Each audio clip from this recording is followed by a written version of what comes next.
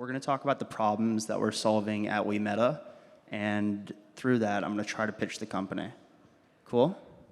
Cool, great. So in like 95, there was this great talk with Letterman and Bill Gates, and they were talking about the internet. Letterman goes, you know, I heard they're going to be having I think it was a baseball game. Let's say it was baseball. A baseball game on this thing called the internet. You can tune in and you can listen to it live. He pauses, and then he goes, does radio ring a bell? The audience bursts out in laughter. Bill Gates looks there, really awkward, kind of like any young CEO, sitting on his hands a little bit flustered, and he has no clue what to say. But now we know that he was onto something. He says the internet was a place to store files where you could access them later. We know he was right, and that's what the metaverse is now. So there's the story we just went through. Just like the internet, metaverse has been declared dead on arrival. There's nobody playing it, the graphics suck, what's going on, why would I ever care about owning this thing? It's the exact same story playing out in front of our eyes. Now, what makes a space valuable to you guys? Community? Excellent answer. Anybody else? Ability to build. The ability to build, excellent answer. Anybody else? Live social interaction, having fun. I'm going to pick profitability, interoperability. Physical touch, that's huge. Yeah, physical touch is huge. That's really undervalued these days. Anybody else? Inclusivity. These are all really excellent answers. And you're all right. The having fun one was a bit light. But I think what really makes an area or a space valuable is just like the ability to exist and be yourself within it. Now, what makes a virtual space valuable?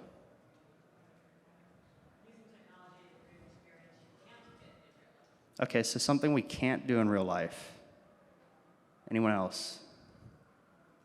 Come on. It's kind of like that, but like having the creative power to build something or like achieve something that physically would take a long time to perhaps create. Like building a castle in Minecraft or something. That's kind of what I was thinking. I mean, for the most part, you know, being in person is still by and large better than doing anything online. So trying to bridge that gap and be able to do that experience virtually.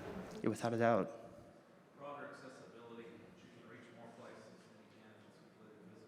100%, like this video could be anywhere.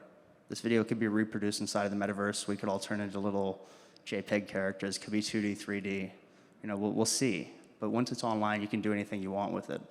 And so what that space makes it valuable is really you're giving attention to that space. So anything that people are giving attention to is going to have value. This is sort of where the metaverse is at right now. We need interoperable community, as we heard from you guys. You can store history here. There's ownership, immersion. It's borderless. There's a low cost of entry. You have graphics, limitless, freedom, other words that sound good on top of slides, right? This is where we're at with the metaverse.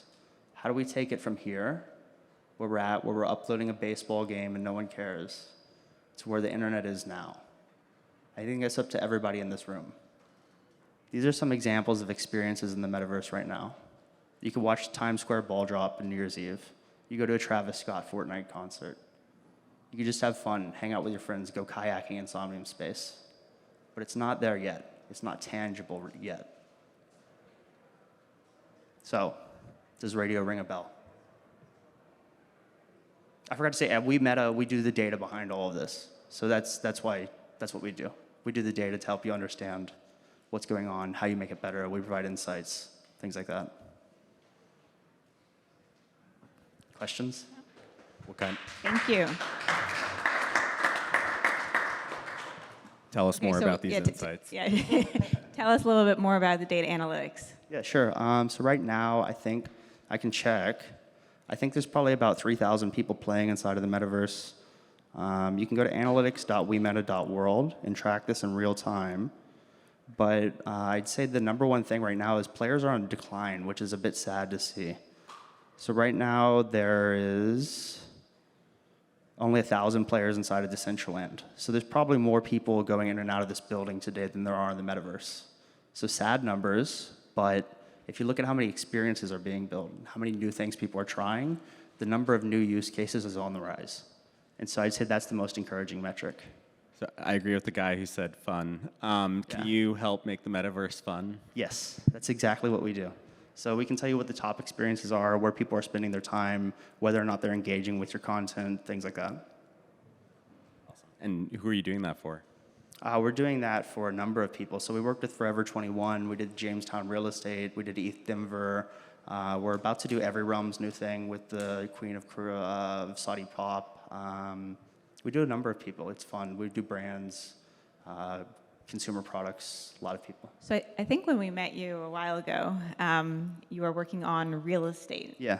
Real estate and analytics. Correct. So how have you, listened to the market and decided to sort of pivot? Fun. It's more fun. I don't know. This all ties back to the land. So on top of the land, you build these scenes, right? And then you judge the success of the scenes, and you can use the scenes to generate ROI. The land itself holds value because people are able to do stuff on top of it, the reasons we talked about earlier. How you actually generate that ROI is through scenes. The scenes is where you collect the data. Questions? Yes. Yeah, you said you do this first, but then you named a bunch of brands, but I still don't understand what you do for them. Yeah, so we track. Yeah, so we have an analytics tag, like a Google Analytics or like a Facebook Pixel, that goes inside of these scenes that they build on top of land. It records everything from player spawns in to player spawns out. So everything in between that time we record for them. So they can understand who their users are, where they're spending their time, are they clicking on ads, are they making transactions, what are they wearing, are they coming to multiple events, are they coming to just your event, or are they going from your event to your partner's event to someone else's event? How do you see the customer life cycle? What do you need? Who would be a good partner for you? Is it someone we've seen businesses that are throwing events in the metaverse as a way to provide value for the land. Yeah. So who would be a good partner for you? I'd say we're working with Every Realm right now. They're a great partner. Anybody who's throwing events in the metaverse, people who want to bring in companies to the metaverse, people who want to advertise in the metaverse is something, we're looking at ad mix right now. So people who want to advertise, build, make the metaverse a more fun place. Anybody like that is who we should partner with. How much customization is required when you onboard a new partner? Not much. Yeah, not much. There's people who want specific insights, so we provide reports for them. Yes? You mentioned my favorite word, fun. I was curious, given that this is transitioning from Web2 to Web3, what kind of engagement metrics are you providing that are unique to Web3 that don't really exist or don't really pertain to Web2? A lot of the ones you mentioned seem to be just extension of Web2, but okay, yeah, we're now going to add depth. We're going to be able to not a page, but you can wander around the world and kind of track that. But there are unique engagement. What kind of unique engagement are you trying to measure? Yeah, so we're actually marrying Web 2 and Web 3, and the ability to actually see what people are buying, not just in your experience, but what do they hold outside of your experience. So let's say you're Sotheby's or something like that, you're putting on an auction, and you want to see what is the audience actually interested in buying.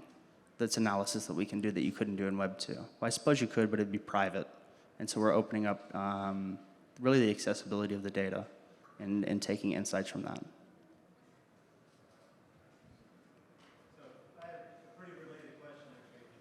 Started the conversation polling the audience on what they found interesting about virtual space. Great. And what you've been talking about sounds on the engagement side, which means somebody is engaging with the experience. Can you get some insight into all those things that people said qualitatively are interesting? Can you gauge what in that experience corresponds to those, basically test whether each of those things are actually important? Yeah, so I'd say you guys should go to, like Linktree, it's like link.tr/whatever. Go to Linktree/WeMeta case studies. You can see a few that we've done. One that I would say there is particularly interesting was the New Year's Eve ball drop we did with Jamestown and DCG. And so there was a ball drop at midnight, and you saw about like, it was 20% of the people were actively watching the ball drop. When midnight struck, it switched to 80%. And so people left the obstacle course, people left the lounge area, people left the store, and they all congregated around the center area because they wanted to see the ball drop. And so those are big metrics that we're measuring, yeah. Okay, awesome. We're out of time. Yeah, sorry. Sorry, but thank you. Sorry, Naima. Thank you. Thank you.